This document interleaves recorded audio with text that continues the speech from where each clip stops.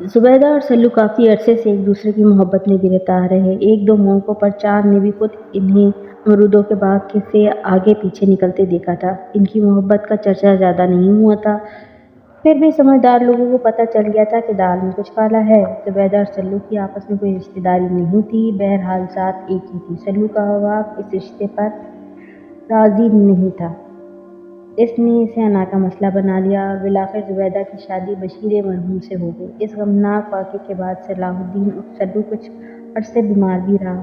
وہ بے حد کمزور ہو گیا تھا، پھر 2-4 ماہ ٹھیک ہو گیا، لیکن کہا جاتا ہے کہ اس نے نشہ کرنا شروع کر دیا تھا۔ اب بھی وہ نشے کا عادی تھا اور اکثر چپ چاپ الگ تھلگ رہتا تھا۔ ماں باپ کی خواہش تھی کہ جلد از جلد اس کی شادی ہو جائے۔